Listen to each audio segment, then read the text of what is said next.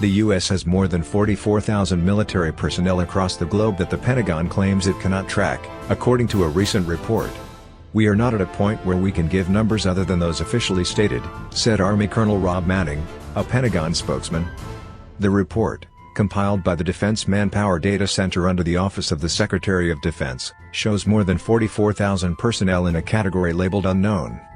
Active duty military personnel number slightly more than 1.3 million in the Army, Navy, Marine Corps, and Air Force, and hundreds of thousands more civilian personnel fall under defense departments. That number does not include Reserve and National Guard formations that might be active at any particular time.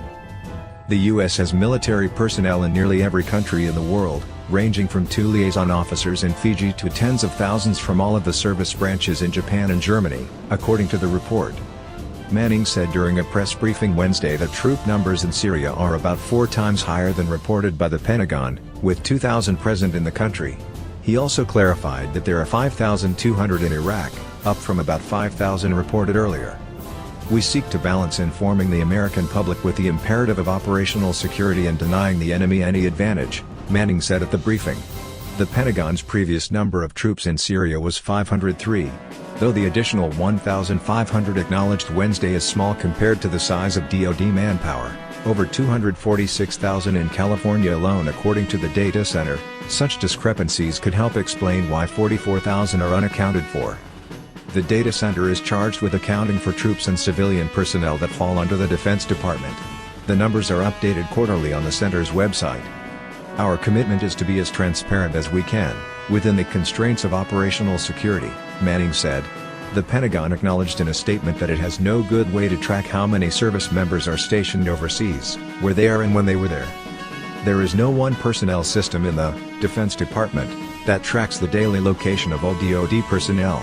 There is no easy way to track all deployments, training exercises, TDY, being attached to another unit for training or specific missions, typically for less than 6 months, or temporary assignments," according to the statement. "If you take the total numbers assigned in the United States and assigned overseas, and add the unknown, you get the total force numbers for each service." However, another Pentagon spokesman questions the value of the data center numbers. "Those numbers are not meant to represent an accurate accounting of troops currently deployed to any location," said Eric Pond. "They should not be relied upon for a current picture of what is going on." Secretary of Defense James Mattis ordered a review of how personnel are counted in Afghanistan and elsewhere. "There's a very strange accounting procedure I inherited. What I'm probably going to end up doing is outputting everyone into one thing and saying, 'Here's how many are really there now,'" Mattis said during a news conference in August.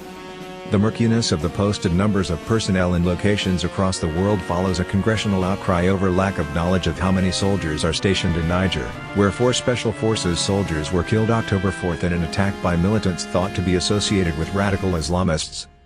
Prominent members of Congress, including Senator Lindsey Graham, R.S.C., claim they had no idea that so many soldiers, about 800, according to Marine General Joseph Dunford, chairman of the Joint Chiefs of Staff, were deployed to Niger.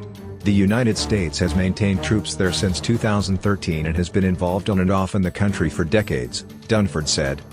Pentagon officials say accounting procedures make knowing actual end strength difficult to determine. Troop numbers in Afghanistan peaked in 2010 with more than 100,000 troops deployed as part of former President Barack Obama's surge strategy to counter a patchwork of Taliban and other insurgent groups. Those numbers have been drastically reduced. The data center report states there are 16,500 DoD personnel in Afghanistan, including civilians. The use of contractors in place of regular troops also complicates the issue. They do not typically fall under the total number of deployed personnel to war zones, and often take the place of normal unit personnel such as mechanics and truck drivers, as Afghanistan Commanding Officer Army General John Nicholson told Congress earlier this year. The U.S. maintains 23,659 contractors in Afghanistan and 4,609 in Iraq, according to a fourth quarter 2017 report from the Defense Department. Many of them are local residents and foreign nationals hired to provide basic services at U.S. bases, but they also include many skilled workers, pilots, technicians and private security forces, according to the report. The percentage of Defense Department personnel deployed to combat zones is small by post-9/11 standards of hundreds of thousands of troops in Iraq, Afghanistan and elsewhere. But smaller numbers of trained and equipped specialists such as special forces and contractors are becoming ubiquitous in many countries in Africa, the Middle East and Central Asia, according to the Data Center report. Obama set caps on numbers of troops near the end of his presidency and deployed numbers dropped significantly. But President Donald Trump has given authorization for combatant commanders and theaters to have more discretion over how many troops are required. The delegation of this authority does not in itself change the force levels for Afghanistan, Mattis said in a statement after Trump's directives. Rather, it ensures the Department of Defense can facilitate our missions and align our commitment to the rapidly evolving security situation, giving our troops greater latitude to provide air power and other vital support.